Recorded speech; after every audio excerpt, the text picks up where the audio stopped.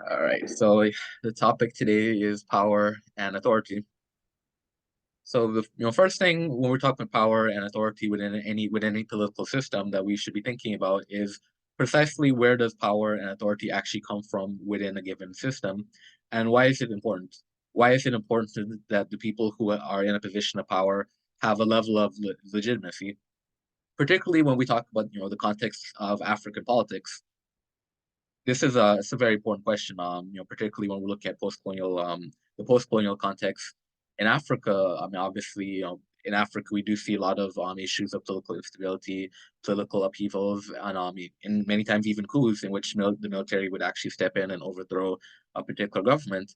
And I would argue that all of these political issues that we've been seeing across Africa since independence is connected to this question of legitimacy, that when you have a situation in which the people who are in a position of political power lack any sort of legitimacy in eyes of the people or in eyes of the people who are managing certain key institutions that are necessary to sustain the political system, then you do run into those type of problems in which people try to essentially overturn the political system because, as I mentioned, in their eyes, if the people in power are somehow illegitimate, then it becomes a situation where you have to remove the illegitimate political leader and establish something else.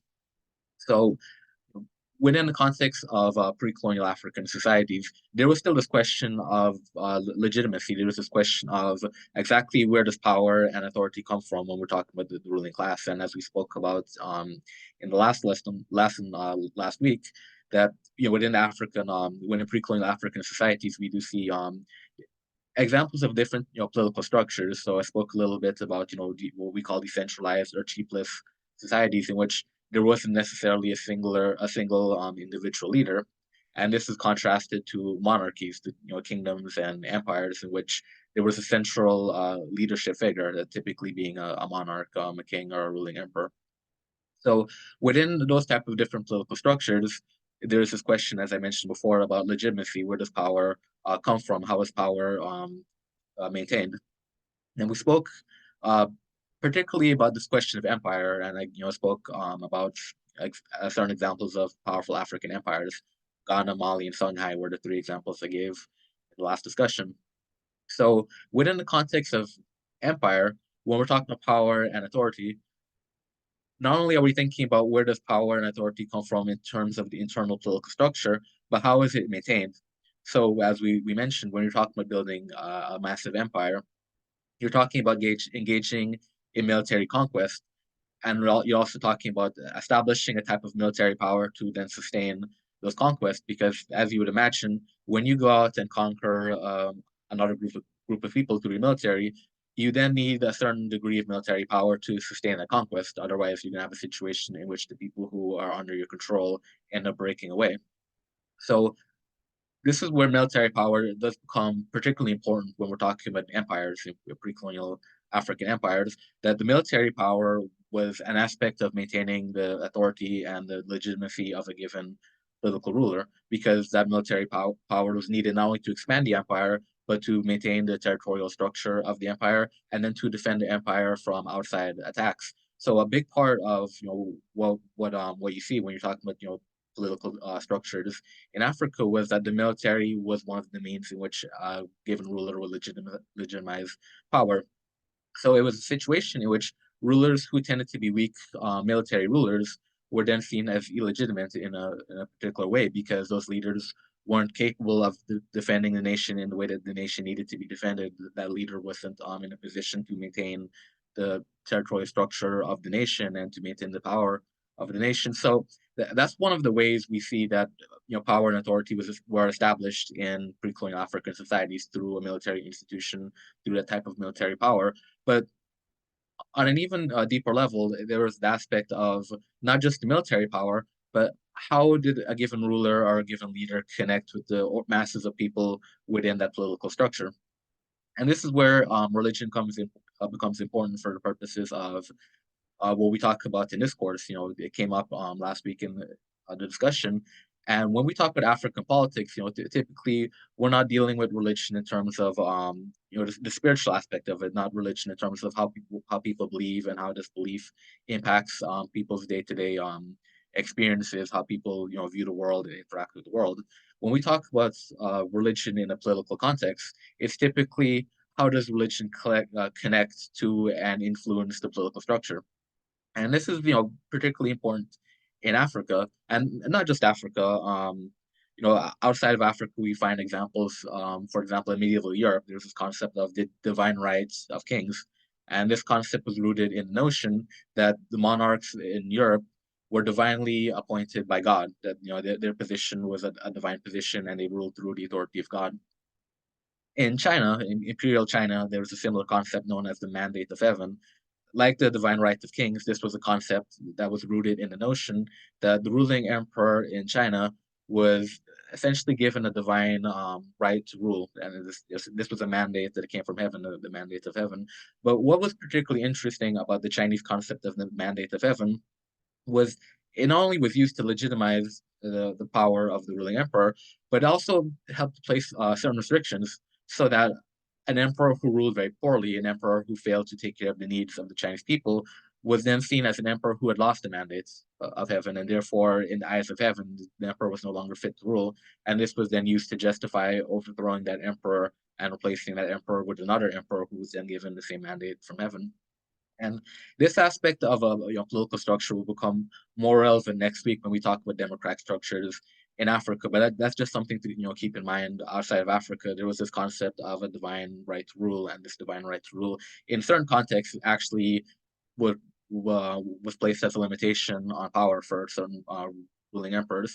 And a similar concept existed in Africa as well, that legitimacy in pre-colonial African societies was not only established through military power, but through the religious belief of the societies themselves as well. And as such, we see numerous examples throughout Africa in which a given ruler, a given monarch or king or emperor, their political power was connected to some sort of a divine belief, religious belief. So, one example I could give specifically here is when we talk about ancient Egypt. The pharaohs of ancient Egypt weren't just political leaders, they were religious leaders as well. The pharaoh in ancient Egyptian society was actually viewed as a god king. And as I pointed out before, in the Chinese context with the mandate of heaven, we see a similar situation in Egypt as well. That the pharaoh wasn't simply just a divine figure. The pharaoh wasn't simply a king on earth or a god king, but this placed certain expectations and certain responsibilities on the pharaoh. Mainly, the pharaoh was seen as being responsible for upholding mayat, which was the Egyptian concept of justice. So the pharaoh was not only given a divine mandate to rule and to maintain power, but this mandate came with the responsibility of maintaining justice and maintaining the order of Egyptian society. And this is a concept we see not just in Egypt, but throughout African societies as well. One that I find particularly interesting is when we look at the history of Ethiopia.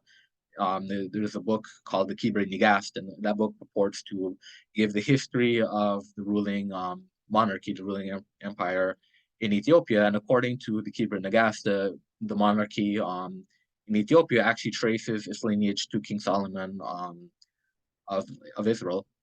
Now, in the Bible, there's a story of the Queen of Sheba meeting King Solomon. In the Keber and the Gath, it argues that the Queen of Sheba actually was an Ethiopian queen who not only met King Solomon, but produced a son named Menelik, who was the son of King Solomon. So part of the legitimacy of the Ethiopian monarchy historically had been rooted in this idea of a Solomonic dynasty, an idea of a lineage that traces to the Israelite king Solomon, and this gave us a sort of religious legitimacy to this monarchy as well. Oyo, the kingdom of Oyo in West Africa, present-day Nigeria, that's yet another example where we see this concept of a ruling monarch being in a position of power and not only having a position of military power, but also being viewed as somewhat of a divine figure. The emperor, the ruling king of Oyo, was also seen as a semi-divine figure themselves. And in certain cases, the ruling king of Oyo would actually be deified. The most famous example of this is Shango. Shango is a very prominent Orisha among the Yoruba people, and Shango actually was a historical king of Oyo who was later deified after his passing. So the three examples I gave, Egypt, Ethiopia, and Oyo, we see that there is a form of a religious legitimacy as well, that the ruling king wasn't just someone who held power based on the military strength of the empire, but that religion underpinned the legitimacy of the ruling king as well. So moving forward, before we move forward, are there any questions or comments about the role of the military or religion in terms of legitimizing power and authority? Yeah, so you know me, I always have questions. So I don't know Yeah, if it's okay for me to ask yeah, go that. ahead. But immediately, so I'm a non-secularist, right? And I definitely believe in the separation of religion and state, 100%.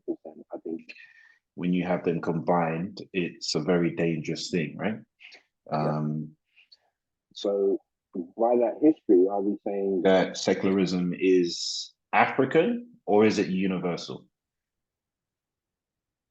that's an interesting question because when we talk about the concept of a secular state and separation of church and state, I would argue that becomes particularly more significant when we're talking about Abrahamic religions because and we spoke about this last week. African religions traditionally, historically, tended to not be religions that were very dogmatic in terms of imposing certain beliefs in people. So what you'd find in theocratic, Christian or Islamic states is this idea of actually imposing the religion, sometimes very forcibly, on certain individuals. Now, in traditional African religions, there wasn't this concept of, and I spoke about this last week, the concept of the divinely revealed truth. The African religions didn't have a holy book that was revealed, through a divine providence, through a prophet, or revealed through God in that way. So there wasn't that sense of having to impose a religious belief or dominate, people's religious beliefs in that way. And that's why the example of Egypt is very fascinating. That even though the Pharaoh of Egypt was a god king, and there was some sort of religious justification for the power of the Pharaoh, within Egyptian society itself, it was very religiously diverse. So that there were situations in which different towns in Egypt might have their own religion, a religion that's actually separate from the type of religion that would be practiced by the pharaoh. Because in traditional Egyptian religion, there are many different gods, and the gods that would be prayed to by the pharaoh might not necessarily be the same gods that are prayed to by individual areas of Egypt. So within the African context, secularism or this idea of a separation of the religious and the political, it never came to the forefront as a political concept that was necessary because, as I said, the whole religious outlook of African societies in terms of traditional religions was very much different. It wasn't an approach of trying to impose a particular dogmatic or sectarian understanding of a religion on the masses of the people. Now, in present day African politics, that does become a serious issue, as I mentioned before, because Yeah, of the influence of Abrahamic religions. We do find, certain theocratic states or theocratic policies which seek to actually impose very dogmatic interpretations of our religion. But traditional African religions, in pre-colonial times, before we talk about the Abrahamic influences, religion was viewed very differently. So there wasn't this attempt to try to impose a dogmatic understanding of religion. Does that yeah, clarify it? yeah. It does because the reason I'm non-secularist is because I'm thinking of the political process and electoral process in some contemporary states. It's like Yeah. very very contentious and often leads to infighting, civil war, and all kind of things. And I know a lot of political leaders, not just at the federal level, but also at the localized level as well. Voting is very much along religious lines, ethnic and religious lines. So my thinking is it right then to look at a political process that removes those tensions and remove those features um, and just focus on pure politics and policy? Like, how do we get there? Or is there something to be said of including maybe, like we spoke about last week, an African spiritual understanding of religion where there's more tolerance of different faiths and different ethnicities in the political process? I tend to lean towards the second solution that you referred to, this approach of just being more tolerant in terms of viewing religion and understanding that if you practice a particular religion or have a particular religious belief, that's your personal choice, and that shouldn't necessarily be something that should be imposed on other people. And that's where religion becomes an issue in theocratic societies in which you have situations in which individuals try to not only impose their religion but impose their interpretation of religion. And this becomes important when we talk about contemporary African politics. That in many theocratic states, what the states tries to do, or even certain organizations like Boko Haram under Lord's Resistance Army, Boko Haram being in Nigeria and the Lord's Resistance Army being based in Uganda, what these groups try to do is not only impose their religion, but to impose their particular interpretation of religion.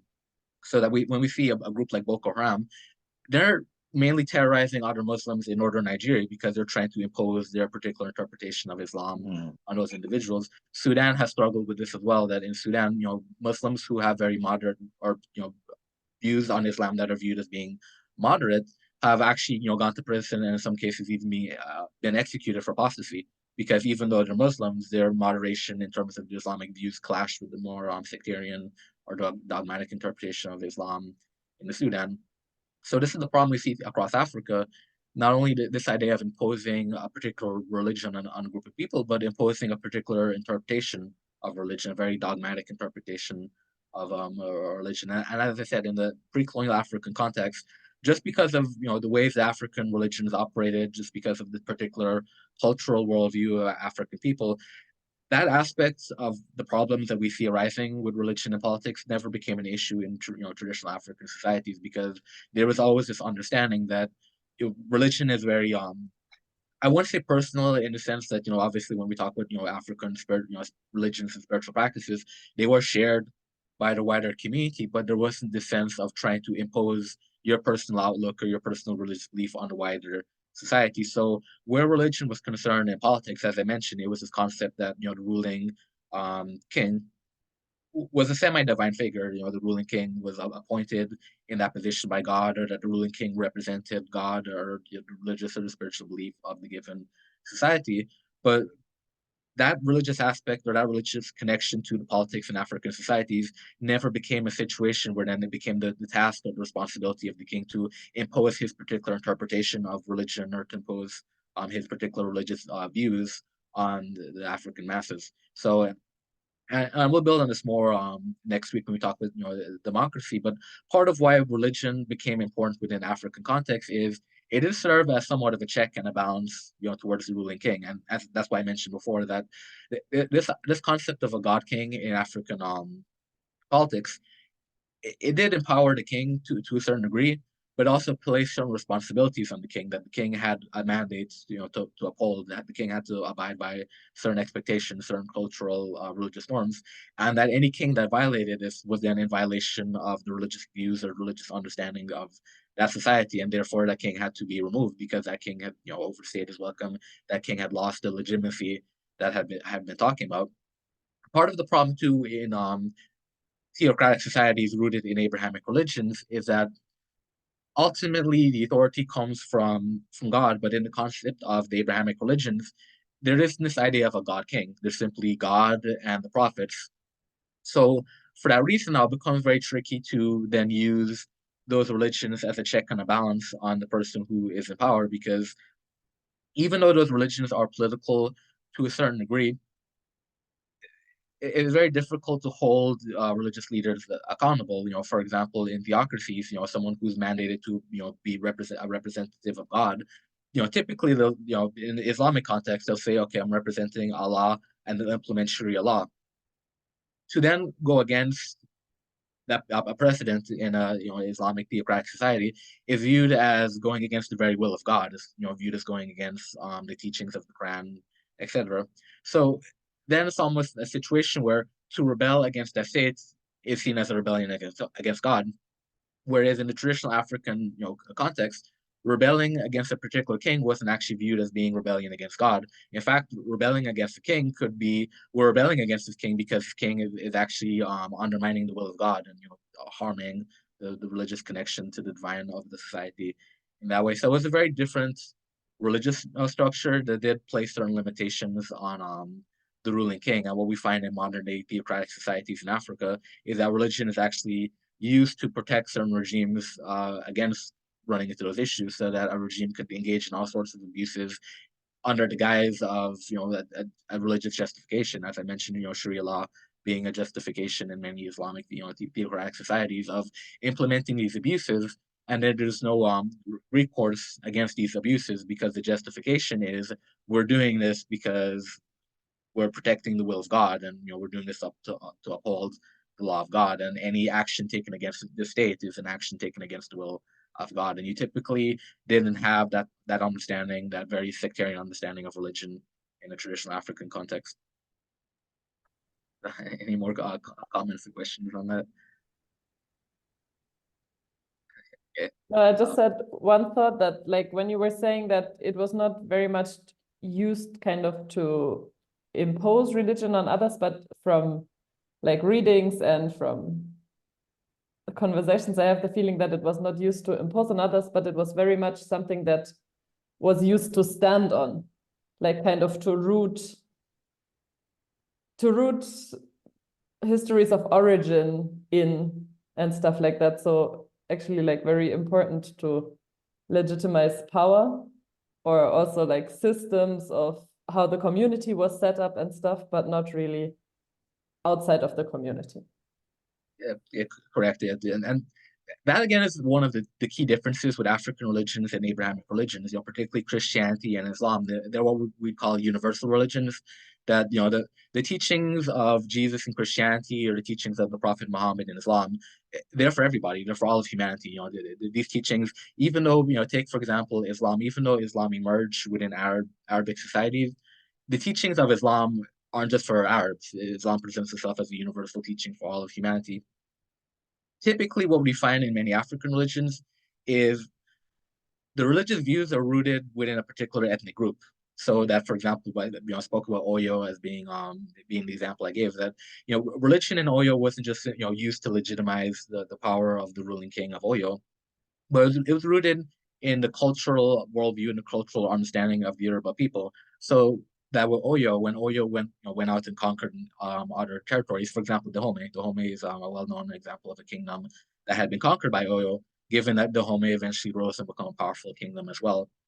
So that even though Dahomey was conquered by Oyo, Dahomey still maintained its own religion. And when Oyo became a powerful independent kingdom, it became an independent kingdom with a religion that, even though it was somewhat influenced by Oyo, given the proximity between the two kingdoms, Dahomey had a unique and separate religion by itself, because the Yoruba religion of the Oyo kingdom was very specific and very unique to the Yoruba people. It wasn't something that they tried to impose on other people because it was rooted in their culture and in their worldview.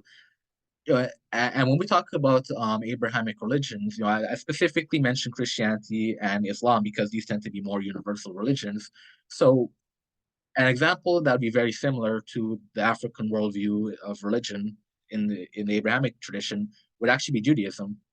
That historically Jews tended to not try to impose their religion on other people, because the religious understanding of Judaism was that Judaism is actually based on a divine covenant between God and his chosen people, the chosen people being Jews. So Jews never tried to really set out to impose their religion on other people, because Judaism is not meant to be a universal religion. Judaism is the religion of the Jewish people, and this religion is based on a very specific connection that the Jewish people have through to God.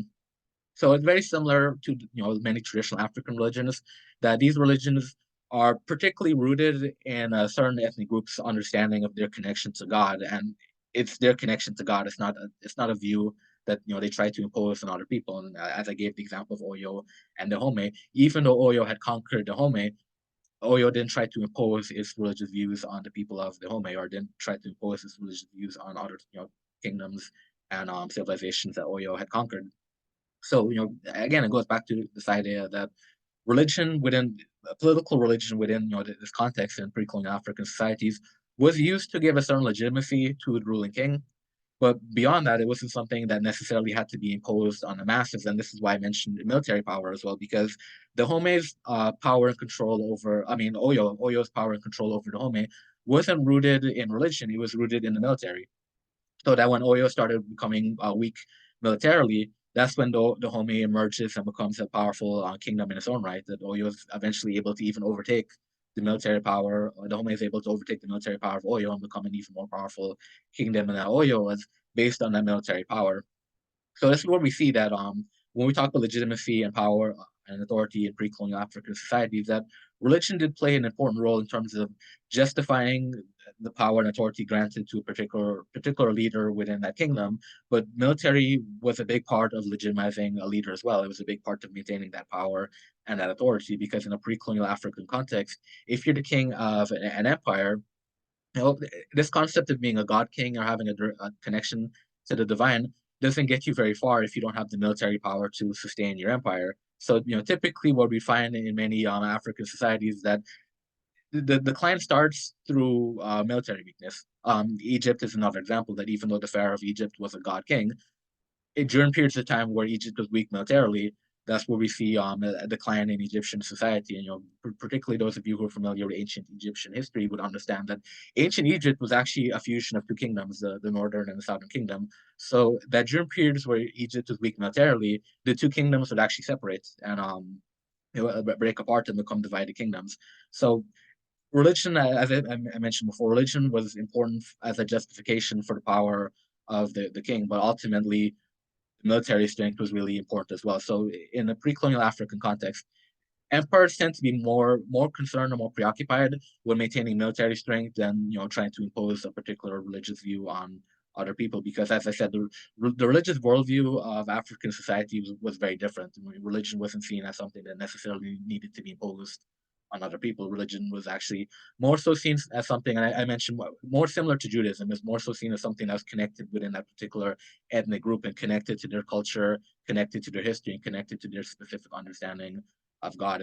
These weren't universal religions in the sense that the Yoruba people, for example, didn't believe, or the Egyptian kingdom did not believe that they needed to spread the good news, to spread the gospel. Something that many Christians engaged in. That wasn't necessarily their understanding of religion. Any other questions or comments on that before we move forward? And then in readings, actually, I gave one of my favorite kingdoms to study in pre-colonial Africa, African history, the Bashango kingdom. And the reason why I really enjoy studying this kingdom, the reading specifically focuses on a ruler named Shamba Balangongo, who is known as the greatest of the rulers of the Bashango kingdom. And what I find particularly fascinating, for the purposes of this discussion about that kingdom, is that the Bishango kingdom had a similar type of approach, in terms of political structures and religious structures, that the ruling king of the Bishango kingdom was also seen as a god king. In fact, one of the titles of the king of the Bishango actually was God on earth. That the king of Bishango, part of the legitimacy of that king was that the king was viewed as having a direct line of connection through to Chambe, Chembe being the creator god of the Bishango people. So that legitimacy came from God, and the legitimacy was also rooted in a type of military power as well, as I spoke about. So that the ruling king was powerful because the king maintained control over the military, but the king also had that connection to Chembe, the creator god. But why the Bishango kingdom is particularly fascinating, and why Bishamba Balangongo is fascinating as a ruler, that you would think, being a ruler and having this legitimacy based on having a connection to God, having legitimacy based on this concept of being a god on earth, that you'd be a complete absolute monarch, and your law would be, your rule would be above question. But what's fascinating about the Bishango kingdom is that even though the monarch was an absolute monarch, there was a division of power, so that all the decisions weren't undertaken by this god king. There was a very, and you'll see in the reading, there was a very complex system of government that involved numerous different officials and even a council of elders. So that even though the king was seen as a god king, the king still had to go before the council of elders and have these discussions with the council of elders, so that the king didn't undertake anything without the input of other people in the society. There was the input of the officials who worked for the king. There was the input of the council as well. And this is also important to understanding this question of legitimacy. That even though, as I pointed out before, even though this concept of a ruling king having a connection to the divine, this concept of a god king, was something that we do find in many African kingdoms and many African empires, that this wasn't used as something to then justify the abuses of the ruling king. And as we spoke about before, what we find typically today in many theocratic societies, that religion is used to shield certain abusive governments from any sort of criticism. It places these governments above criticism because these governments hide under the veil of engaging in these abuses to protect certain religious views, to impose certain religious views, to impose the will of God. But in a pre-colonial African context, typically the connection between religion and politics was actually, as I mentioned, used to place a limitation on the ruling king, so that the ruling king was in a position where he either had to uphold the expectations that are placed upon him, or face push back, face certain consequences. And as we'll get to more when we talk about democratic structures in Africa, that many African societies actually had processes in place that were utilized to remove ruling kings. So that was an aspect of it as well, and part of a king's ability to maintain that legitimacy, in the eyes of God and in the eyes of the people, was through having an actual connection with the people, through listening to the council of elders, through listening to the people, through serving the needs of the people. And that's why I mentioned before the similar concept in Chinese history, the mandate of heaven, that during periods of Chinese history when the ordinary Chinese people were really struggling, during those periods, the conception was that the emperor had lost the mandate of heaven, that the emperor wasn't living up to the expectations placed upon him by the divine, because the emperor wasn't taking care of the needs of the people. And this is a similar concept you find throughout African politics, in pre-colonial African societies as well, that the legitimacy of the African ruling elite was not only based on the ability to have military power, to sustain that military power, and it wasn't only based on this idea of having the connection to the divine, being appointed into a position of power by the divine. It was also rooted in the fact that the expectation of the ruling elite, the expectation of a king or an emperor in pre-colonial African societies, was that they were supposed to take care of the interest of the masses of the ordinary people. So this is why, if, for example, in the Bishango context, you'd find that a ruling king like Shamba Belangongo was very much concerned with taking care of the interest of his people, very much concerned with maintaining peace and stability within that kingdom, because that was also important for legitimacy. Just as I mentioned before, the concept of a god king only went so far within African politics. For example, you could have this concept of a god king, but without the military power to sustain that empire, the empire tends to fall apart even under the weight of this concept of a god king. Same thing too with taking care of the needs of the people. That you could have this concept of a god king, but if the peasants are starving and feel like they're struggling and their needs aren't being taken care of, it will cause a lot of upheaval and instability within the political structure, and that could be very detrimental to the ruling king. So part of what was understood in pre-colonial African societies was that the ruling king did have certain obligations to the people. That this military power, this religious power, did not put the king in a position where the king was above question, and where the king was an absolute authority that couldn't be challenged or resisted when necessary. So part of legitimacy as well wasn't just this concept of a power that could be exercised militarily or exercised religiously. It was also rooted in the expectation that the ruling class, the ruling elites, the king, the emperor, whoever was in power, there was this expectation that the people in power need to take care of the ordinary people. And again, in the post-colonial African context, this becomes very important to understand when we talk about power, authority, and where does the legitimacy for power and authority come from. As you recall, I started the lecture by talking about the political instability we find in Africa, the many coups that we'd find throughout African history when we look at the post-colonial history of Africa. And I would argue that again, this is rooted in the fact that many governments in independent Africa and post-colonial Africa lack legitimacy. And a big part of why these governments lack legitimacy in the eyes of the people is this perception that these governments simply are not responsive to the needs of the ordinary people. So we see a lot of issues around corruption, we see a lot of issues around nepotism, but we see a lot of issues around the fact that in many African countries, the people feel like they're struggling, they're having a hard time trying to survive, and the government simply is not responsive to the needs of the people. In many situations, people will see that it actually appears that the government is living quite well. The members of the government, the president, the ministers, and the cabinet, the senators. It would appear that many of them are actually living quite well. Many of them are well off, as the masses of people are struggling.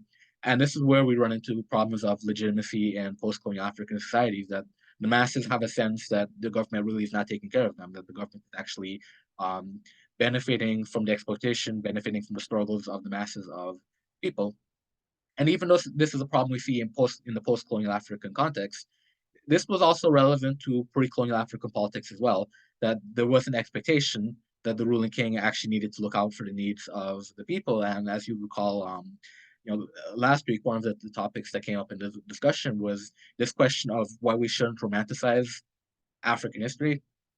And this is an example of what I mean, that many of the problems that we're confronted with, today in Africa were problems that existed in pre-colonial African societies as well, that these weren't utopian societies. So one of the problems that, that pre-colonial African societies did actually confront was this question of what do you do when a leader doesn't look out for the interest of the people? And again, if we're looking at African history in terms of utopia, we tend to then overlook the fact that even though Africa had these powerful kingdoms, these powerful empires, that doesn't necessarily mean that all the leaders were great conquering leaders who knew how to effectively manage a government. It was actually very often the case that many of these empires had very poor leaders, very weak leaders who simply weren't looking out for the interest of the people. And again, next week we'll go more into how this particular situation was dealt with. But I just mentioned that there to make the point that even in the pre-colonial context, when we look at African politics, legitimacy was connected to this concept of the ability of the ruling elite to take care of the interest of the ordinary people, to look out for the masses of the people.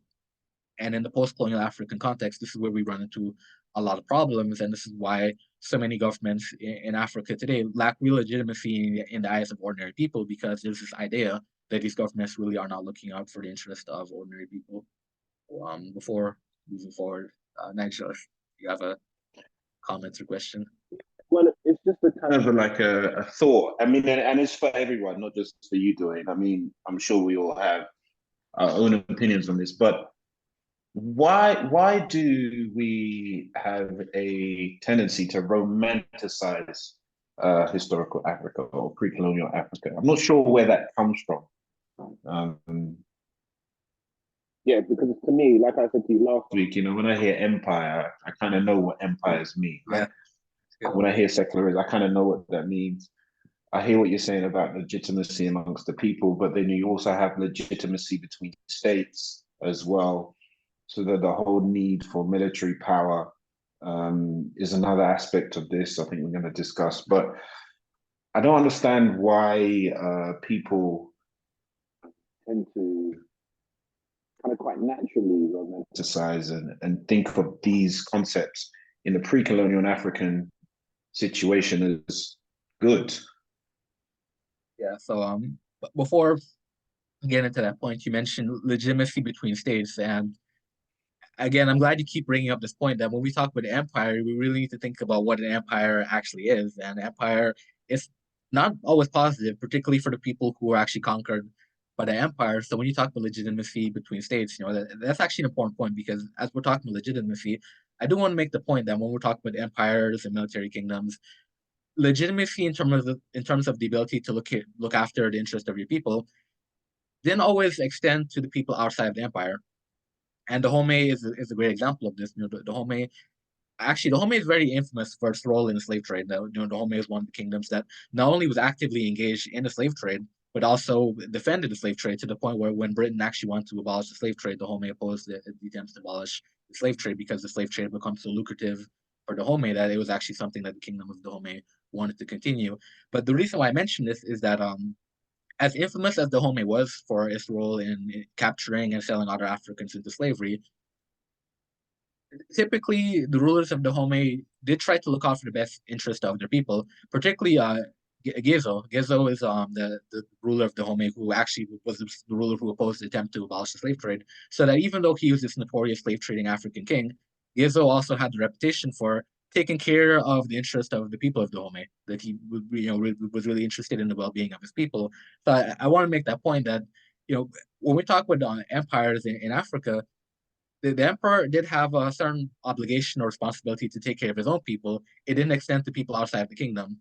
So that in the Dahomey, the ruling king of the Dahomey might be looking out for the interest of his people, might be looking out for the well-being of his people. It didn't extend to the people that are being conquered by the Dahomey, captured and enslaved and sold into to slavery. So that's a good point as well, that when we talk about legitimacy within a kingdom, that's different than legitimacy between kingdoms, so that a king has a responsibility to look out for his people, not necessarily a responsibility to look out for a rival kingdom's people. So that is an aspect of legitimacy as well when we talk about power, military, and empire. But to get to this point of why it is that we romanticize Africa, I think part of it is rooted in the natural reaction of people of African descent, that for so many centuries, really, we've been told that as a people, we came from very backwards societies. We came from societies that had no civilization. Then when white people found us, we were naked savages running around the jungles, chasing each other with spears, eating each other, just very negative, very wild, type of view of Africa.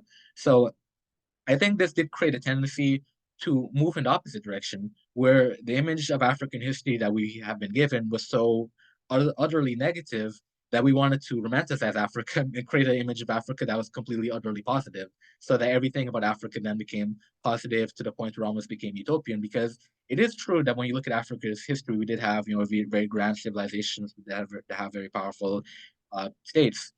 But I think because of the history of trying to paint Africa in such a very negative light, it then created this opposite tendency to want to create a very positive Africa, almost utopian Africa, to counter how negative the colonial racist perceptions of Africa was. And I think the other part of why African history gets romanticized is ideological. That when we talk about colonialism in Africa, when we talk about European imperialism, obviously for most African people, we think of that as something as being very negative. But then the question emerges, and this is something that we find often for people who are apologists of European colonialism. They make the argument that, well, African people shouldn't complain about European colonialism because Africans were conquering and enslaving and colonizing each other before white people ever got to Africa. So then that creates that ideological justification for romanticizing African history, because it's a situation then where, I mean, yeah, we were engaging in that, but see, it's different. The African imperialism is different, therefore you can't compare it to the European imperialism. And as I mentioned last week, there's certain truth to that. I mean, I would argue that when we talk about African states conquering other African states, it wasn't as destructive as typically what we saw with European imperialism. It didn't have the racist assumptions of European imperialism. It didn't have the ruthless capitalist exploitation that came with European imperialism. So I do think there's some merit to that argument, that you can't necessarily compare internal African imperialism, internal African colonization of other African states to what Europeans were doing.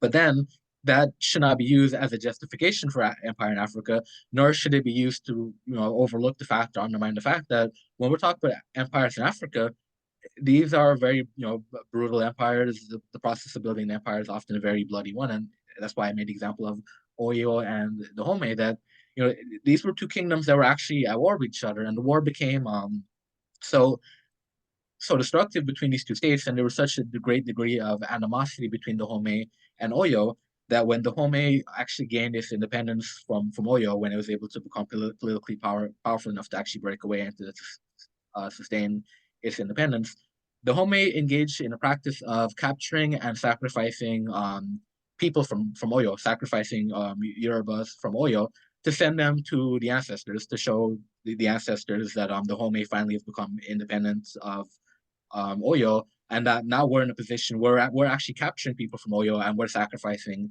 the people from Oyo as a display of our power, and to show the ancestors that we're in power now. We're no longer dominated by Oyo. So when you're talking about engaging in human sacrifices to send a political message to your enemies and to send a political message to the ancestors, that is something that I think most people would have a very serious issue with. It's not something that we want to justify or romanticize, and that was an aspect of Africa's political structure, political development historically. So I think, as I said, there's ideological reasons behind why we make that distinction, because we do run into the problem of using Africa's imperialism to then justify European imperialism. I don't think that should be done, but at the same time, I do think we need to acknowledge just what empire really entailed in pre-colonial African societies. And actually, I was in a debate a few years ago about this question of religion, and I got myself into a little bit of a controversy when I actually pointed out that the Home did engage in human sacrifice, and that was part of the religious belief of the people of the homeland. I made that point that when we talk about religion, we can't, because we know the legacy of Islam and Christianity in Africa, the connection to slavery and colonialism, we can't then use that to try to romanticize African religions. We do need to acknowledge that African religions also have been used to justify certain abuses, and it happens to this day in Africa as well. An example I always gave is the prejudice against albinos. That much of that is actually rooted in religious beliefs. So it's very important not to romanticize Africa, not to create a utopian image of Africa, because there were very serious issues that are taking place in Africa. And I made the argument before that when you create a utopian Africa, it then makes the histories somewhat useless in the sense that, and as you'll see throughout this portion of the course, I always make a connection between pre-colonial Africa and post-colonial Africa, because many of the issues confronting Africa today were issues that had confronted Africa in the past. These are new issues in terms of how to develop a political structure, how to implement checks and balances, how to ensure that the people who are in positions of power are taking care of the needs of the ordinary people.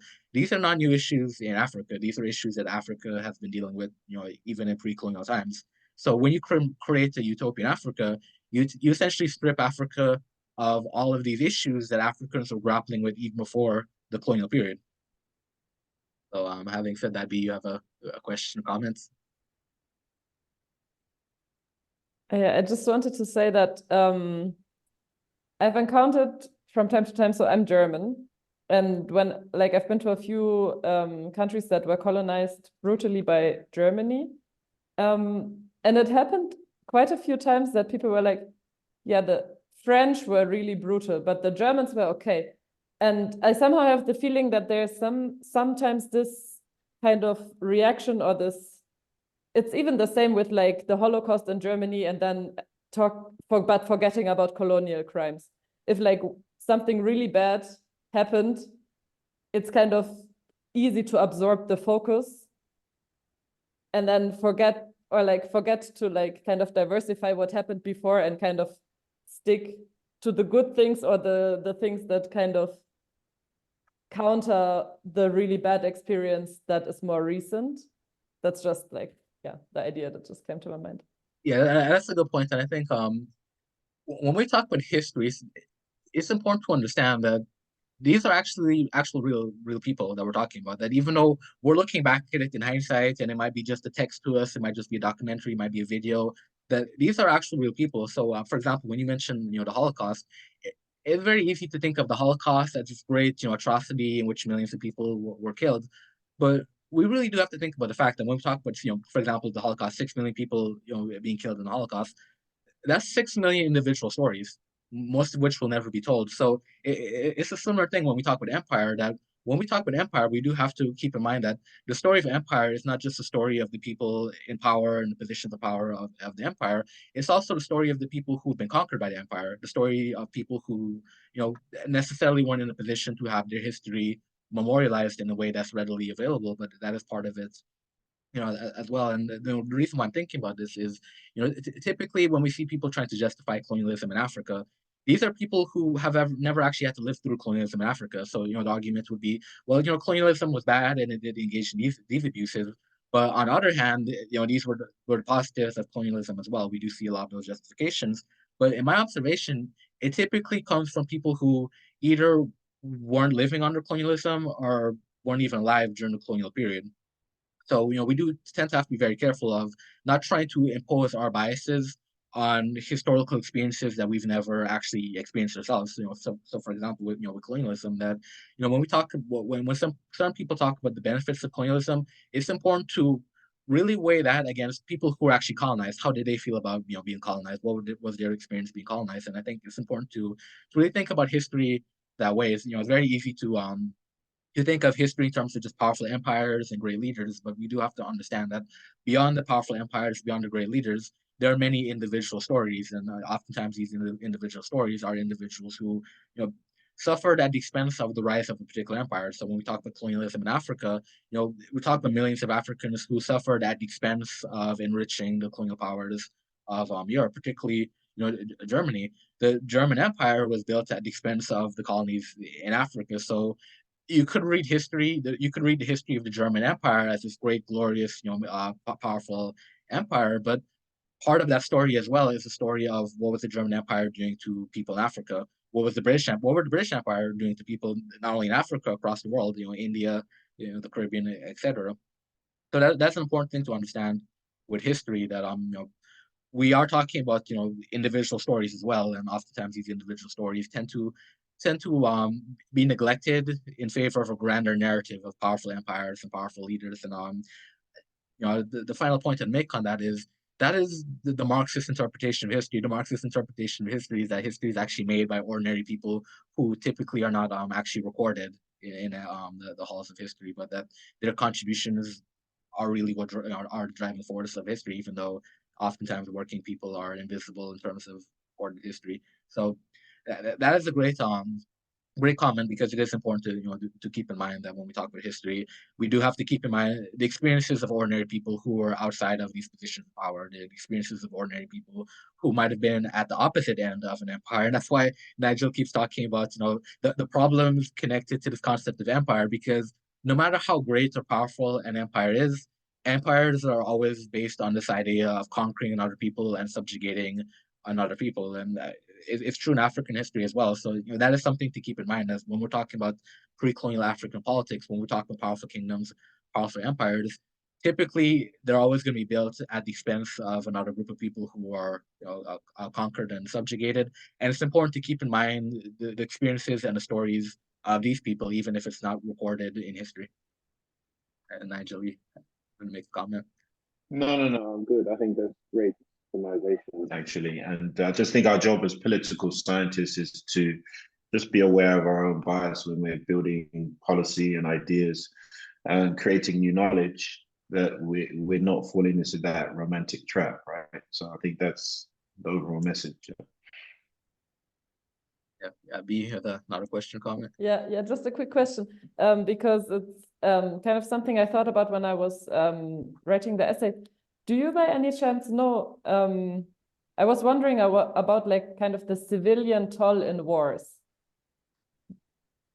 Do you know if like in pre-colonial Africa, like when there was battles and stuff, it was mostly the armies fighting and not really so much affecting maybe the civilian populations around? Because nowadays I have the feeling like, I mean, the war in Gaza, the war in Sudan, it's like such a high toll of civilians, much more civilians die than actually combatants dying. Do you know how that was in pre-colonial Africa? That's a great question. In pre-colonial Africa, for the most part, wars tended to not last very long. So typically, when we talk about wars would be two armies meet at a set location on the battlefield, would have their battle, and whoever won the battle, that they won the war. And typically, these wars were deliberately far away from civilian populations to minimize civilian casualties. So in pre-colonial African wars, there was a concept of trying to avoid civilian casualties, and even in a modern context, we think about the Geneva Conventions when we think about preventing certain war crimes. In pre-colonial African politics, there were certain attempts to establish certain approaches to war, to restrict certain abuses and certain atrocities taking place in war. Again, to use the example of Shamba Longongo, who I mentioned in the readings, one of the things he did is that he actually outlawed killing in war, so that the Bashango kingdom actually had a knife that they would go into, a throwing knife that they'd use in war.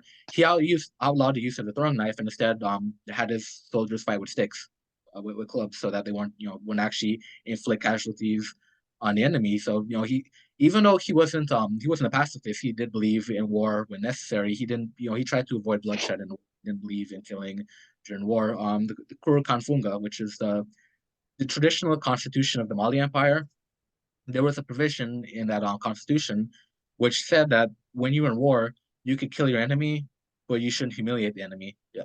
Establishing certain parameters for how you should conduct yourself in war, that even though you're in a violent conflict where the objective is to kill the enemy, you're not necessarily trying to inflict undue humiliation or undue harm on the enemy. So throughout the African civilizations in the pre-colonial period, we do find certain attempts to restrict civilian casualties, certain attempts to restrict what we call nowadays as war crimes, to minimize certain atrocities taking place. And actually, this did become again, going back to the point of why there's an ideological reason for trying to romanticize African history. This became an issue between African societies and the European colonial powers, and to use the German Empire as an example here in Namibia, when the German colonial empire committed that genocide in Namibia.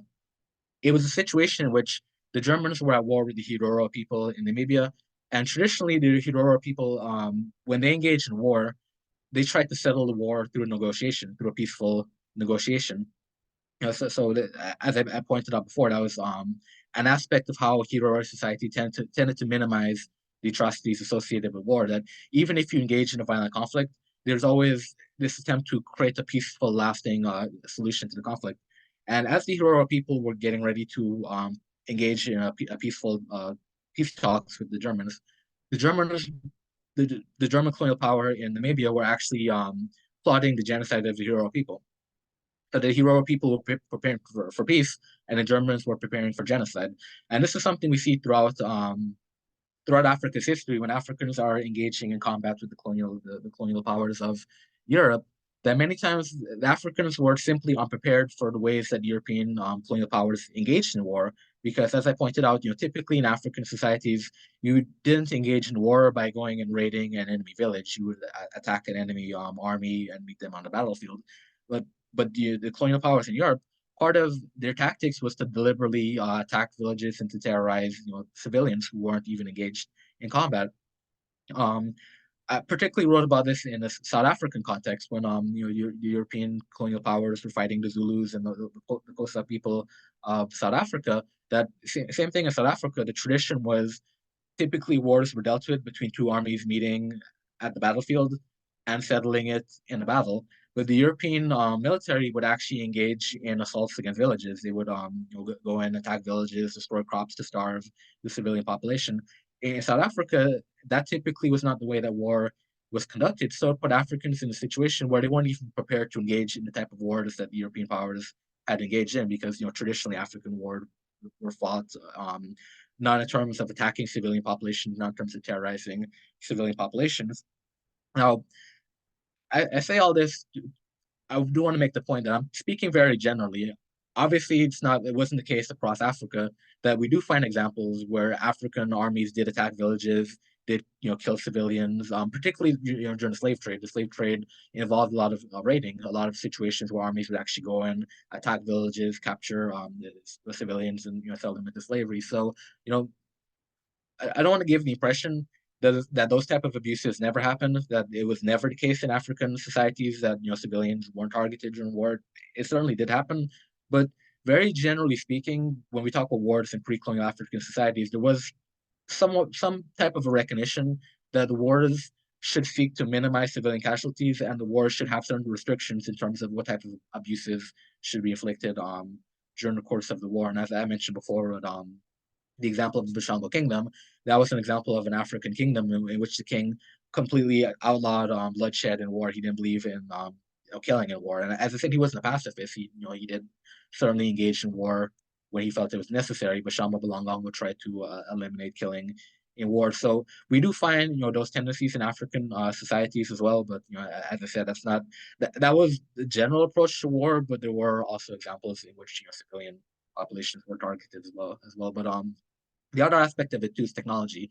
Obviously, now when we talk about bombs and drones and those type of capacities, it becomes very easy to then inflict large civilian casualties. Particularly as you mentioned with Gaza, most of those just comes through bombing. So it is important to keep in mind as well that when we talk about pre-colonial African societies, the technological capacity to inflict that type of destruction or those type of casualties simply did not exist as well. So that also would have been somewhat of a limitation for the type of wars that were fought then compared to the type of destructive wars that we tend to see today in terms of how it impacts civilian populations. Any questions or comments on that? So, and I do want to add as well that during the course of the discussion today, I have mainly focused on power and authority in terms of empires and kingdoms and monarchies, but I also do want to have you keep in mind that that was one type of a political structure in Africa. I mentioned before there also were decentralized states, what we call chiefless societies, in which there wasn't a singular monarch or singular emperor who was in a position of power. One example of a society such as this is actually the Igbo civilization in Nigeria. Traditionally the Igbo people did not have a monarch or a king. The Igbo people were more of a decentralized chiefless state. Now, typically in these states, you'd have a council, very often a council of elders, and those would be the people who are ultimately in the position of power to make the important political decisions in those societies. Now, in more decentralized states, power and authority operated very differently. Power and authority wasn't rooted in this concept of a divine connection because, as I said, there wasn't a singular king. The concept of a divine right of kings or a mandate of heaven is rooted in this idea that an individual ruler and individual king has a connection to the divine. So that in more decentralized states, we don't find this concept of a divine connection between a ruling king and a divine authority. But the other aspect of it is in decentralized states, military the military legitimacy also doesn't become as important because these states tended to not be large empires. These were more smaller type civilizations. So that power and legitimacy and authority was structured very differently in these societies. So for example, when we talk about a council of elders, the legitimacy for a council of elders is rooted in the respect that many African societies have for elders. African societies have a great deal of respect for elders. Elders are viewed as people with a great deal of experience, with a great deal of wisdom. So eldership councils were based on this idea that you put together elders who are the wisest and the most experienced in society and have them make all of the important decisions. So the legitimacy was rooted in that concept of the respect for elders and this view that the elders were the wisest of society. And power and authority in these societies was shaped in a more democratic way. It would be more familiar to what we think of nowadays when we think of power and authority and legitimacy in a political structure. We would think of it as coming through elections. And that was the case with these councils. Members of the council were elected to the position on the council. And the concept of elections, it didn't just exist within decentralized African states. There were also African monarchies in which the ruling monarch was elected as well.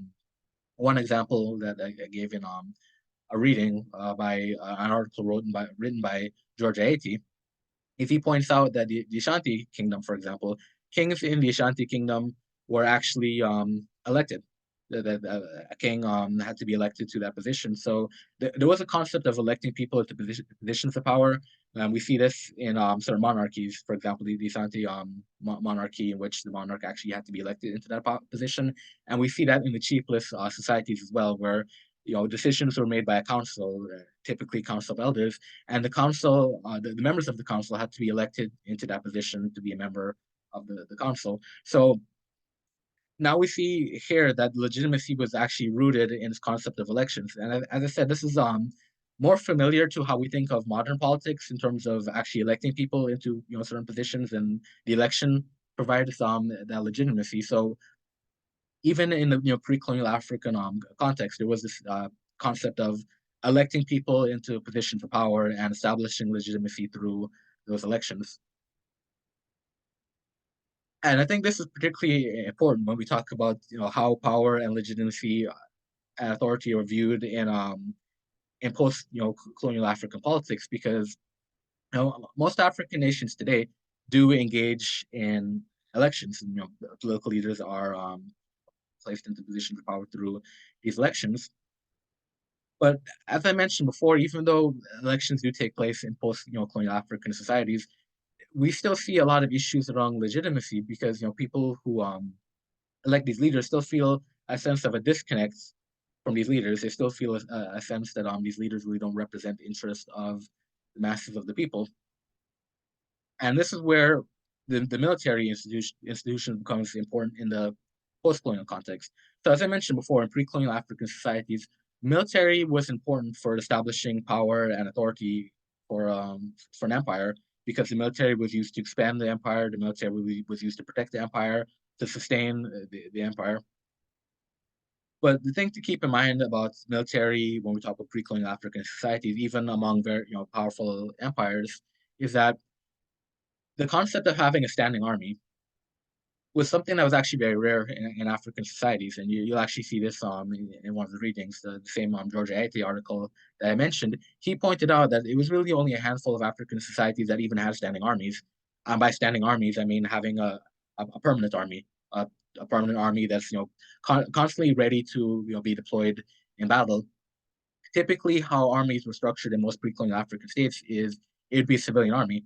And by this, I mean ordinary civilians who otherwise weren't soldiers by profession would take up would be trained in times of war, so that when a war were to happen, these civilians would take up arms and go and fight the war. And then after the war or the conflict was over, they would return to civilian life. When you have a standing army, these are people who are soldiers by profession. They're a permanent army.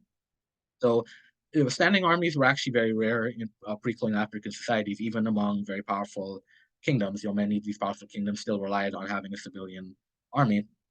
Now, in post-colonial African societies, the army is a very important institution. In fact, it's unfortunately one of the most important political institutions in post-colonial African society. And the reason for this is because many of these African nations actually lack legitimacy in the eyes of the masses. The army is then used to establish the power and establish the authority of a given government in Africa. The army is often used to suppress the civilian population. We see this unfortunately across many African states, that when civilians go out to protest to express their displeasure or disapproval with a particular government, the security forces, the army, they're sent out to crush the protesters, to beat the protesters into submission, sometimes even to open fire, to shoot live ammunition to kill the protesters, to essentially keep the civilian population in check, to make sure that the civilian population can't voice its discontent with the political structure. And sometimes the situation becomes even more extreme than this. Sometimes the military actually steps in and becomes the most dominant political power. And these are situations in which we see military coups, in which the military actually overthrows the government, and the military essentially becomes the government. The military becomes people who are in positions of power. And the Guyanese political activist and historian Walter Rani, he argued that typically this would happen in African states where governments are so morally bankrupt in the eyes of the people and have to rely so heavily on using the military to keep the people in check and to maintain political order, that it creates a situation where the military itself recognizes that it actually has more power than the government, because the military is really what's keeping the government in power. The military is really what's being used to sustain the power of the government. So many times, recognizing this, the military will actually step in and overthrow the government itself. A contemporary example of this that I can give is actually the recent coup that took place in Guinea. Alpha Conde, the president of Guinea, he was attempting to run for a third term. Even though the constitution of Guinea mandated that the president should only have 2 terms, he tried to alter the constitution to give himself a third term to run. And as you would imagine, it created a lot of upheaval, a lot of instability in Guinea, as the people of Guinea were protesting what they saw as an infringement upon their democracy. The president who came into office with the understanding that he was going to fulfill the mandate of the Constitution, and now trying to alter the Constitution, trying to stay even longer in power. And to deal with the protest, to deal with the backlash that he received, Alpha Conde relied on the military. He sent the military to go out and to suppress the protesters, to kill the protesters. And this was the exact situation that Walter Rani was referring to, that because the military was being used to sustain the political power of the president, the military eventually stepped in and overthrew the president and just took power for itself. And unfortunately, Guinea is one of those African countries that has a long history of military coups and the military stepping in and doing this. And typically, it happens in Guinea and it happens in many other African societies because, as I said, the military becomes an important political institution. Sometimes the military becomes the most important political institution. It becomes the institution that sustains the president, it sustains the political structure. And when this happens, it doesn't take much for the military to decide to step in and to take power for itself and to become that power by overthrowing the government. So that's also why understanding military and the structure of military and the way the military related to the political system in pre-colonial African societies was important. That military in pre-colonial African states was an important aspect of maintaining the structure and the power of a given society, but there was still that understanding of a separation between the power and legitimacy of the state and the military. And this is why, as I pointed out, most pre-colonial African states did not have a standing army. They did not have a standing military, and by having that, it created a situation where the military wasn't an ever-present institution within the politics of pre-colonial African states. And the unfortunate reality is in post-colonial African societies, the military does become very important in terms of establishing the power and the authority of a given state. And the military, as I pointed out, oftentimes when a state loses legitimacy, the military then takes advantage and steps in and becomes the state itself. So are there any questions or comments about that?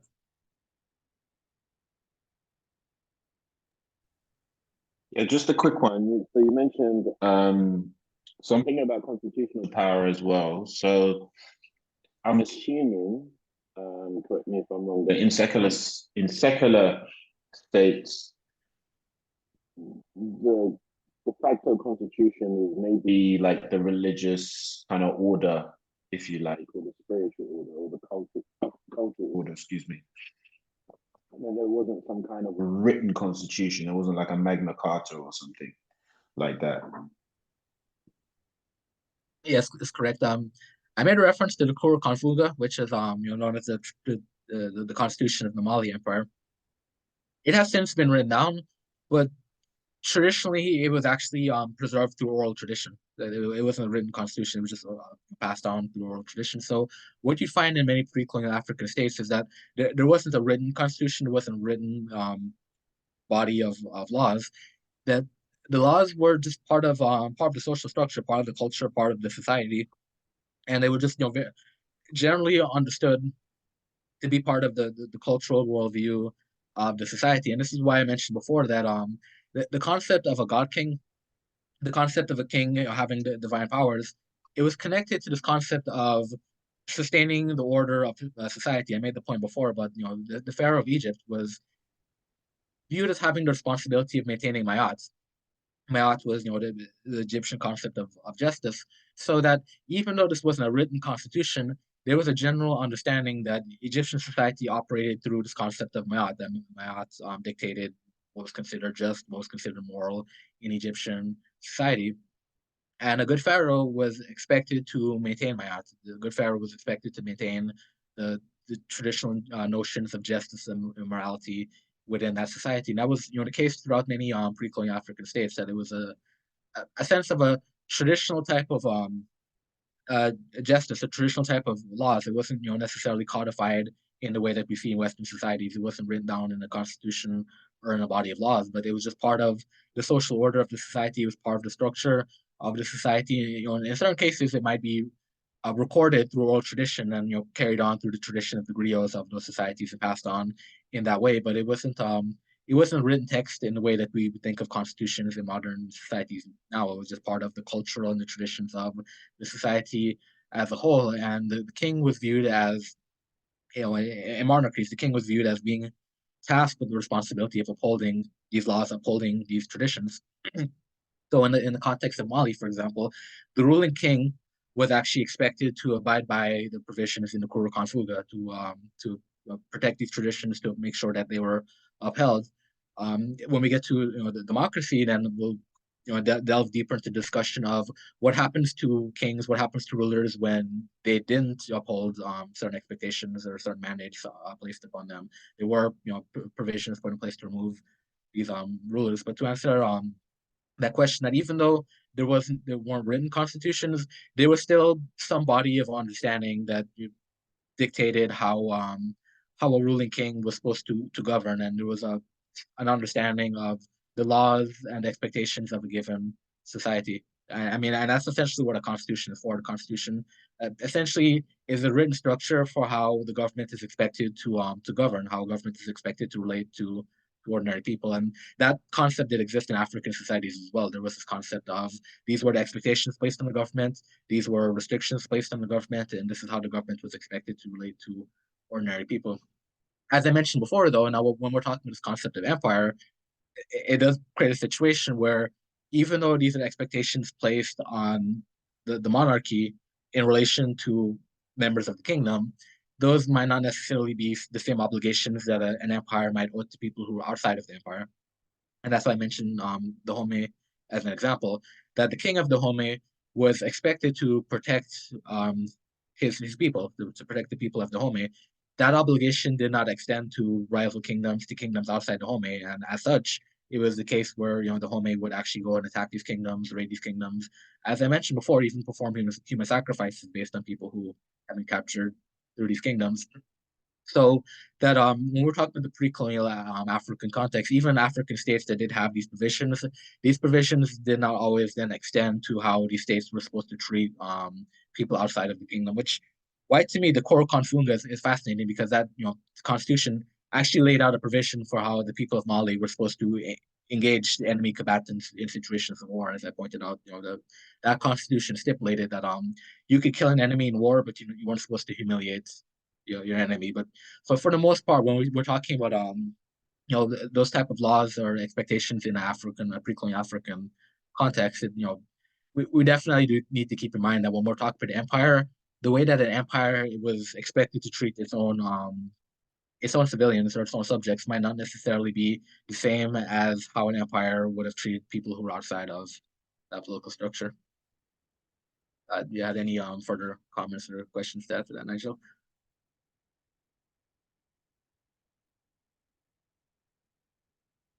So You've got a moving question in the chat. are there any learning? Let me go to the chat and find this question here. Yes, there are some reading assignments that I think would help further illustrate some of the points that we're going through during the discussion, and I've made reference to some of the design readings as well. Hopefully that helps. But moving forward with this concept of power and authority, I think another example I wanted to mention this, and this is an example that's particularly close to me, given my involvement in this particular movement. That in Togo, there's an ongoing movement known as Four Must Go, and this movement is essentially a movement that's trying to remove Faure Gnassingbé. Faure Gnassingbé has been the president of Togo since 2005, and part of the problem with Faure and his government is that Faure became president in 2005 after his father died. His father, Gnassingbé Ayedema, had been president of Togo since 1967. So from 1967 till present day, Togo's only had two presidents, the father, Ayedema, and the son, Faure. Now, after Ayedema died in 2005, the military stepped in and placed Faure in power. Again, another example of what I was talking about how the military is a very important political institution in Africa. This is an example of the military actually stepping in and imposing its will on the state, stepping in and putting Yedema's son as the president of Togo. This was a military coup. Now, the military coup was essentially legitimized by an election that was held in 2005. And even though this was not a fair and free election, the opposition in Togo for decades now has been complaining about the fact that elections in Togo are rigged and there's a lot of irregularities relating to these elections. 2005, Togo went to an election and Faure won that election. And since 2005, he's been recognized by the international community, at least as the legitimate elected president of Togo. But the problem in Togo is that his power and authority is still rested on military. So that Togo is a situation where Togo is among one of the poorest countries in Africa. Historically, been among one of the most underdeveloped countries in Africa. A few years ago, a poll was actually taken, and the poll demonstrated that Togo was actually the most miserable country in the world. This is the situation. Togo, Victor, you had a question or comment? Well, I would want you to finish up your thought first, and then I can bring in my question because I feel like my question is out of what you're bringing up. So okay. You finish up your thought, and then yeah. Okay, so yeah, the point I was making. So because of the poor state of development in Togo, and because of how miserable the people of Togo have been, the military under former Simbe, just like his father, has always been used to step in to stifle dissent. So in 2017, there were actually mass protests in Togo, and this is connected to the Four Moscow movement. And the people of Togo were actually demanding that the force step down. At that point, it had been 50 years of being ruled by a single family. So 2017, the people of Togo were demanding that Ford has to step down. And the military is essentially what saved the regime. The military was able to, go forward and to crush the protest, through violent means.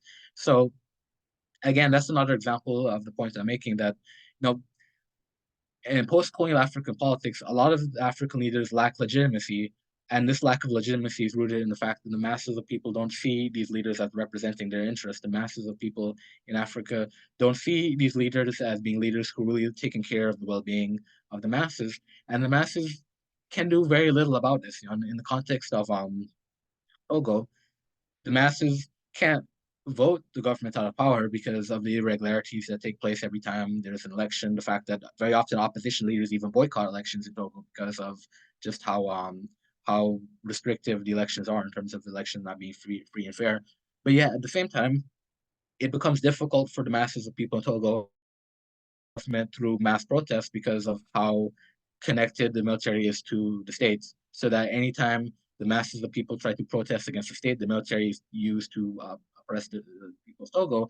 And all of this is rooted in the fact that the current president of Togo, Faure, who's been president since 2005, was placed in power by the military. So his regime, even though there's elections being held in Togo, even though he's legitimized in that way, it still is a military regime. It still is a situation where the president was placed in power by the military, and in which the president is sustained in power by the military. So since 2017, I've actually been involved in supporting the Four Moscow movement in Togo, and a lot of the points that I made here in the discussion are points that I'd made, in discussing, Togo's politics, particularly related to how politics, how military, how power, authority, and legitimacy, how all these things were viewed in the pre-colonial structure. And I make the argument in Togo's situation that what we have in Togo today is not a regime that's rooted in any sort of pre-colonial African notions of how a state is supposed to be structured.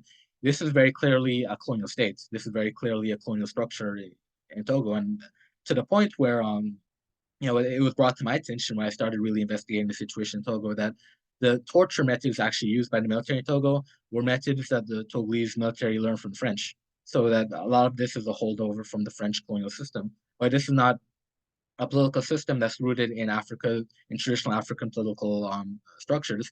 And this is why I made the point last week about understanding that one of the impacts of colonialism in Africa is that it completely altered a lot of political structures in Africa, so that it becomes important to understand pre-colonial political African structures because it gives us a conceptual framework. It gives us a political framework for constructing a political system outside of the colonial system that we see across Africa today. And I give Togo as an example because of my involvement in that movement. But certainly Togo is not the only African state where we see that issue of having a political system that's essentially rooted in colonialism rather than being rooted in something that we see in pre-colonial African structures.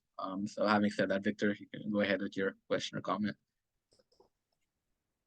Okay, thank you. Thank you very much. Well, I'm from Kenya, and I'm from well, in Kenya we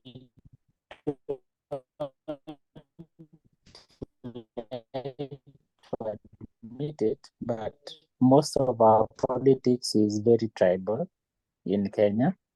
It's about which tribe is the biggest. Now, I come from a community that we've produced 2 presidents since independence.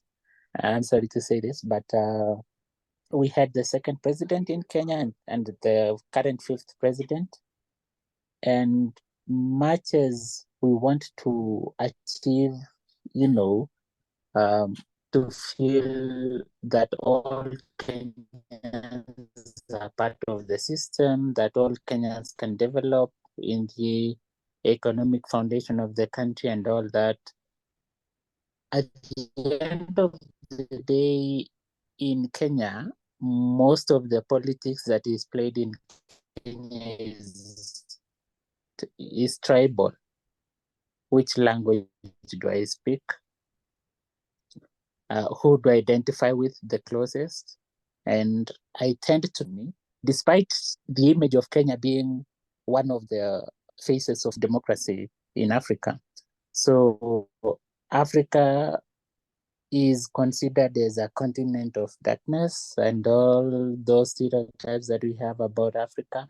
But when we use the judgment of the European to look at Africa, which sadly has come to be the, I would say, the parameter that we use to judge ourselves on good governance, we use the European systems.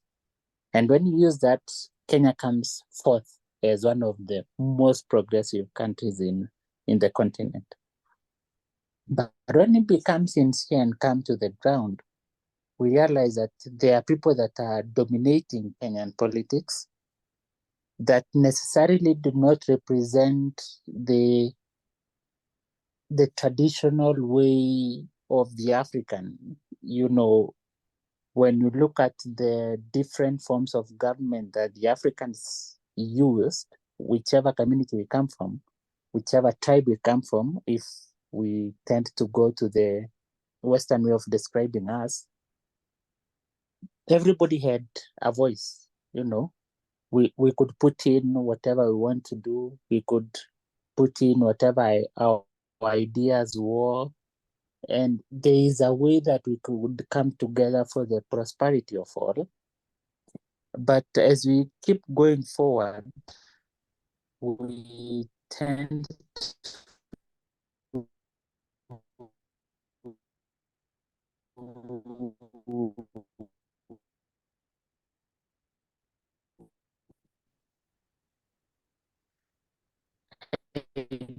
identify ourselves much more with the languages we speak, which is very heading towards the digital era, technological area. We are combining technology with artificial intelligence in the direction that is coming up, which in my idea, which I might still be wrong, and I hope I'm wrong. I think artificial intelligence is kind of catching up with us. Where do you think our place is as Africans in the recent future that is coming? And how do we place our systems of governance so that we are part of the debate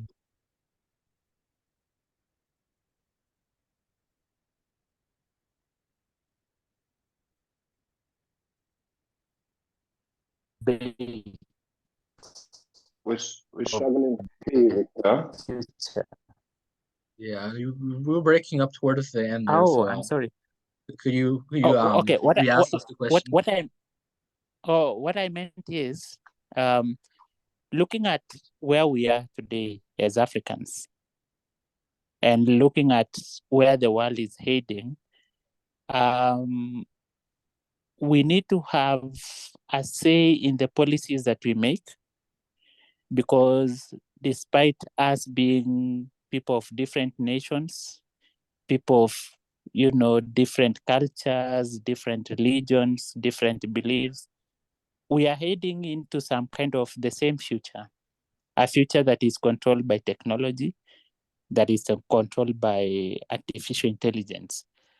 Where do you see us as Africans? Are we part of the future, or are we out? And if we are out, what is it that we can do to make sure that we are part of this? Great question. It's very difficult to answer that, because given Africa's mineral wealth, it's very difficult to completely remove Africa from that technological future.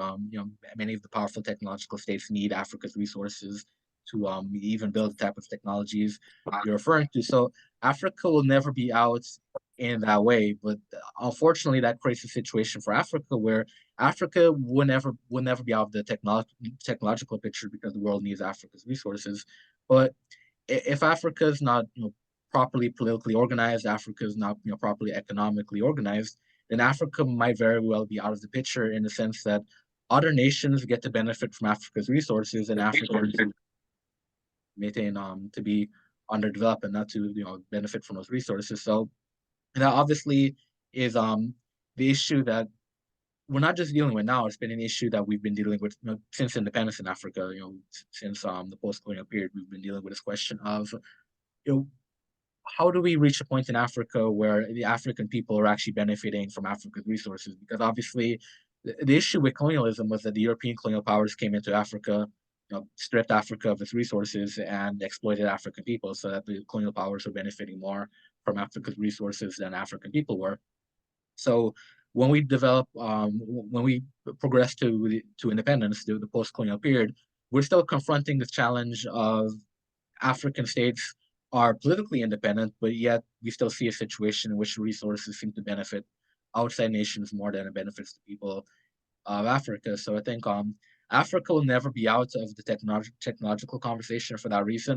But I do think there's a lot of work to be done in terms of really reaching a place where Africa actually is benefiting from technology in Africa, being able to utilize the technology. Now, I mean, to me, I think ideally what Africa should be striving for is to essentially be to lead the world in tech. That African nations should strive to be among the leading nations in tech, and it would only seem logical that if many of the resources that the world needs to facilitate and build this technology comes out of Africa, that if African states reach a point where they can actually they're structured well enough that they can control their own resources, that African states should actually be leading in terms of technology. And I think the Black Panther movie that came out a few years ago, I think that was part of the appeal of Black Panther.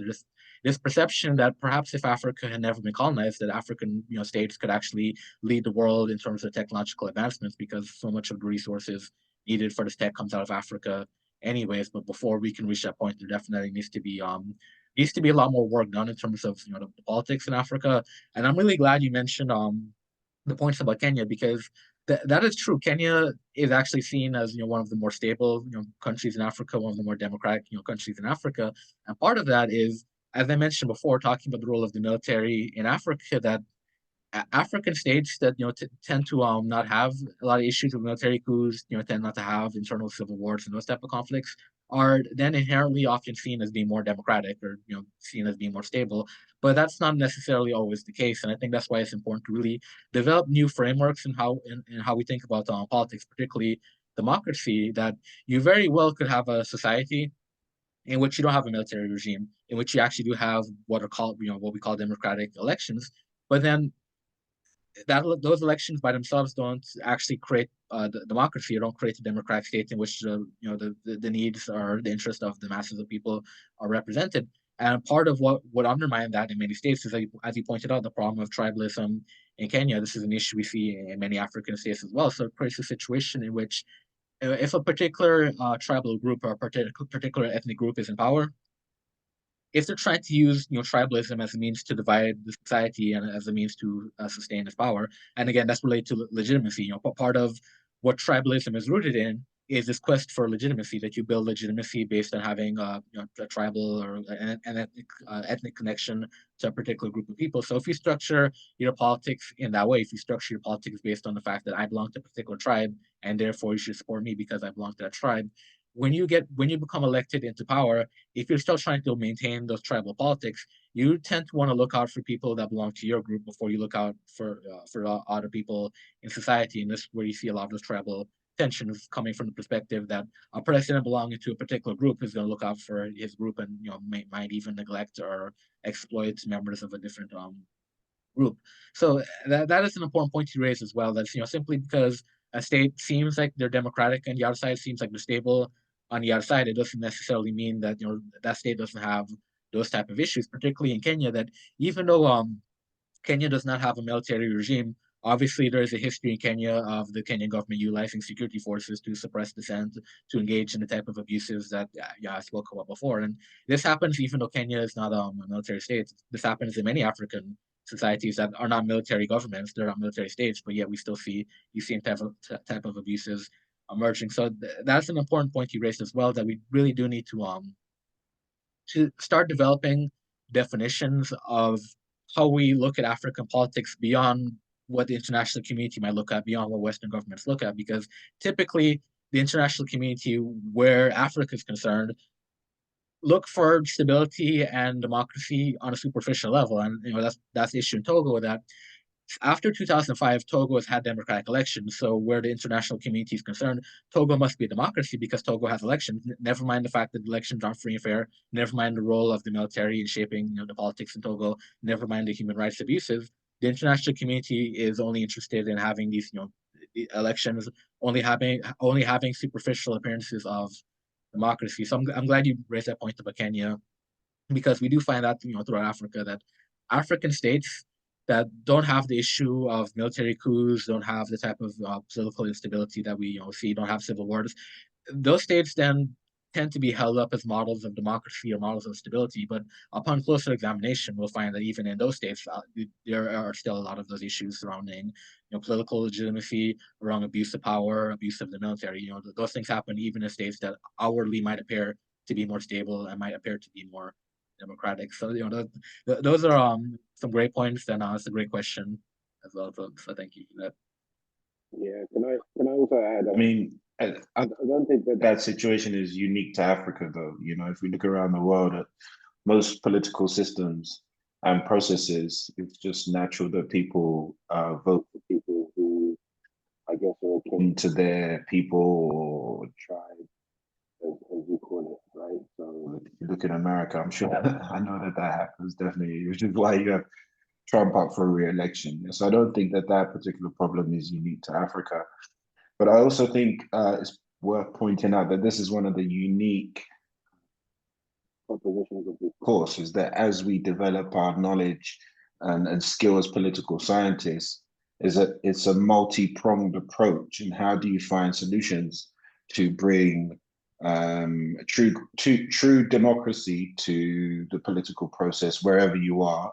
And in which discipline and way can you find ideas and new knowledge and ways to advocate for more power to the people, which is the true meaning of democracy, right?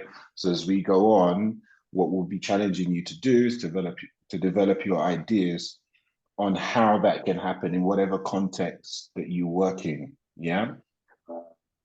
Because the solutions are just so vast, right?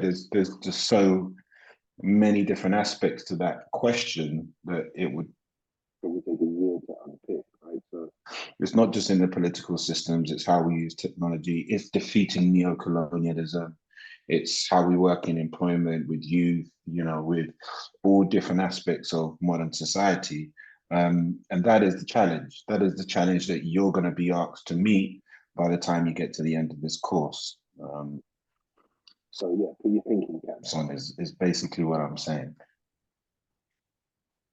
Yeah, thank you for that. And that's true. When we talk about tribalism in politics, that's not just an African problem. I would argue, I think most countries in the world, to some degree, do face issues of identity and the role of certain people's identities in politics. That's definitely the case in America. And it's interesting that we tend to think of African politics as being tribal, but you'll see more and more American political commentators talking about American politics becoming tribal as well. Republican and Democrat, in the past, Republican and Democrats in America were always viewed as being political affiliations, but now they've taken on almost an identity where when people say I'm a Democrat, it's almost like a personal identification. So we do find that issue where people are viewing American politics as having become tribal. So yeah, the issue of tribalism in politics is not uniquely African, but I think what we do find with Kenya and a lot of African states that are wrestling with tribalism, that emerges out of the legacy of colonialism as well. That obviously colonialism redrew the map of Africa and essentially forced different ethnic groups to live within the same nation, and to cohabit a space. And these are groups that might not have a shared political history. Sometimes might even have a shared political history that's very antagonistic. Groups that historically had been at odds with each other. So colonialism created a situation where these African states were constructed out of something that was very artificial, as I pointed out before. That this was a process imposed on Africa. It did not emerge out of Africa's internal development. So the particular problem of tribalism in many African states is this question of how do we really build vibrant, multi-tribal, multi-ethnic democracies that represent everybody out of a context of having been forced into these colonial borders against our wills, and how do we build cohesive, vibrant state structure out of the situation. And one problem that actually emerged in many African states in the post-colonial period, and Togo as well would be one of the many examples of this, is this question of certain groups not actually feeling connected to the colonial state and wanting to break away and establish, pre-colonial borders. So, for example, in Togo's context, there's an issue. Togo and Ghana, there's an issue of the Iwe people because the border between the two countries separate the Iwe people. So there are secessionist movements of the Iwe people who want to build a unified Iwe state, and we see this throughout Africa. The Biafra movement in Nigeria is based on this idea of having a separate Boricua Igbo states, and Ethiopia has its issues with secessionist movements as well. Different ethnic groups want to break away and build their own state. So this is connected to the problem of tribalism in Africa as well, as certain groups don't feel, and it's connected to legitimacy as well. Certain groups don't feel like these states are legitimate. They recognize these states are the product of colonialism. These are colonial creations. So these groups are trying to build something that seems more legitimate. They're trying to build trying to build states that are rooted in their ethnic identities, or build states that are continuations of existing pre-colonial entities, pre-colonial political structures that feel more legitimate. So that's all rooted in this question of power and authority. That for a state to effectively manage and wield power and to wield authority, it does require a sense of legitimacy. It does require a sense that ordinary civilians, that ordinary people, have to view the state, have to view the people who are in positions of power, who are in positions of authority, as having some degree of legitimacy. Now, as I pointed out before, in our modern understanding of that, that typically comes through elections. That you hold democratic elections, and you elect someone in power, and in theory, the person who is elected is the person who has won the majority of the votes. So therefore, the majority of the population sees that person as being more legitimate. Obviously, that becomes more complicated in the African context, not only because of the question of election rigging, election irregularities, and that problem, but it becomes more complicated in the context, and Victor brought this up about tribalism, in an African state where the politics is very tribal, you do have a situation where the largest ethnic group tends to win most of the elections because that's where the largest share of the votes are coming from. But is that really a proper sense of legitimacy that this particular group wins all the elections simply because they have the largest majority when you talk about demographics? So I think that's also where it does become important that we really have to start questioning certain assumptions about democracy, start questioning certain assumptions about how political systems are developed and managed. And I think that's why really studying and understanding pre-colonial African politics is important, because it forces you to think outside of the framework of Western politics. It forces you to think outside the framework of Western political conceptions and developments, because as I argued before, many states in Africa today are essentially not just colonial creations in terms of the borders that were drawn up, or colonial creations in terms of what happened with the scramble for Africa, but they're colonial creations in terms of the politics as well. They're colonial creations in terms of many of these states are essentially trying to adopt a European political model, trying to adopt Western models. And Togo is relevant in this context as well, because currently Togo's facing a lot of political upheaval because the government of Togo recently altered the constitution. They're trying to change Togo from a presidential system to a parliamentary system. So rather than having a president who's elected through popular vote, they want to establish a parliamentary system in which they'll have a prime minister who's actually elected by a parliament. And this raises the question of why is it an African state seeking to change this constitution is going from one model that's a historically or traditionally Western model to another historically or traditional Western model, the presidential model and the parliamentary model. These are not African models. So I think when we start looking at pre-colonial African politics, it starts forcing us to think of politics outside of these Western conceptions of politics, outside these Western systems of politics.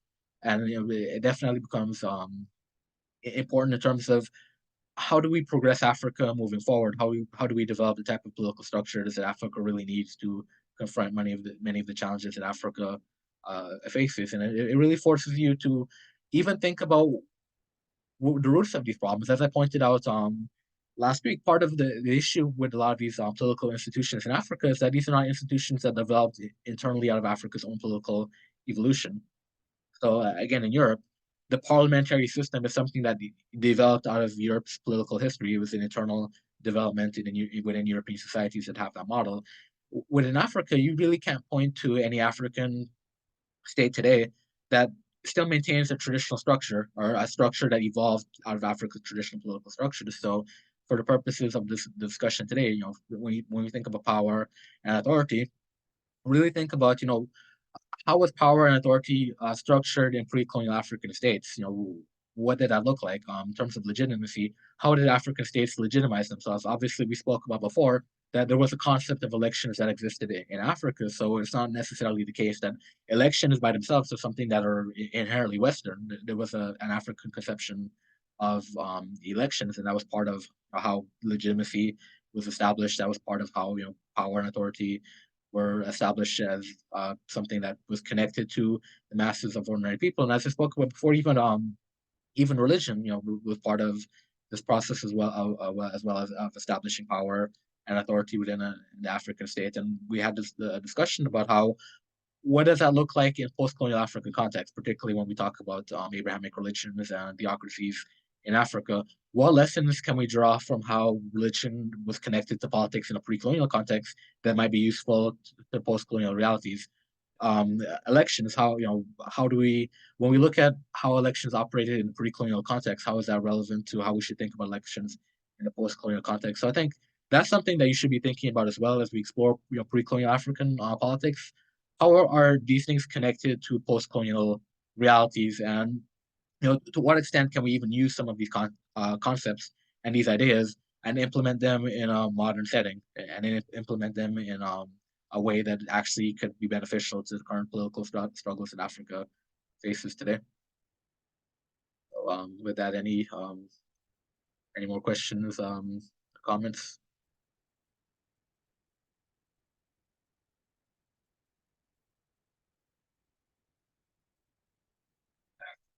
It was a smaller class than expected today, so it looks like we might end up finishing a bit early.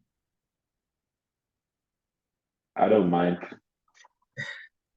Me neither. And I think my Kenyan colleague who's also here also doesn't mind because it's almost 11. Perhaps you would want to run through I don't mind. readings and assignment. Okay, so yeah, I'll go through that and we'll wrap up. So as I mentioned, part of the readings, and this is the essential reading, is about Shamba Balangongo. And as I mentioned, I think as you read through this article about Shamba Balangongo, the African King of Peace, you'll see a lot of the points that were addressed today about how power and authority were structured in pre-colonial African states. The question of how was religion used to justify the authority of a political leader? How did the military how was the military used as well to underpin the authority and power of a particular leader? So we'll read that, and there'll be a short quiz on that topic. There are some other recommended readings as well. The democratic structure of the Yoruba political cultural society. So that's connected to some of the conversations I mentioned today about Oyo and how power and authority was structured in Oyo, and it'll also be relevant to next week's discussion about democracy in pre-colonial African states. Chapter from Destruction of Black Civilization by Chancellor Williams that also explored this question of how power and authority were operated in African societies and what that looked like in a pre-colonial context, and an article by George Aeti as well about democratic structures in pre-colonial African states. So it's also relevant to the discussion today about power and authority in Africa. How did that look like in pre-colonial African states? As I referenced his article a few times, pointing out that some African states did have elections in which the monarch was actually elected to that position, but also this question of the military. And he points out that most pre-colonial African states did not have a standing military. So that article really explored this question of power and legitimacy and what that looked like in the pre-colonial context. And it's also relevant for this discussion next week when we talk about democratic institutions and what checks and balances were placed on the power of the ruling elite. And finally, the written assignment for this week is to write a short essay analyzing and reflecting on how power and authority were viewed in pre-colonial African states. Contrast the pre-colonial views of power and authority with contemporary views of power and authority. specifically focusing on some of the political challenges which confront Africa today. So that's something we spoke about as well, and I gave some examples of that. And it's just this question of when you analyze the pre-colonial African structures of power and authority, how does that contrast with what that looks like in contemporary Africa, particularly when we look at, as we pointed out in the discussion today, some of the challenges that we see in contemporary African societies today with corruption, with military coups, military abuse, tribalism, and those sorts of things that seem to undermine the legitimacy of a given government, and it seem to undermine the power and authority of a given government. So really think about that as you're analyzing the contrast between pre-colonial African politics and some of the contemporary problems that we see today. So if there's no more questions or comments, I look forward to seeing you all next week. Thank you.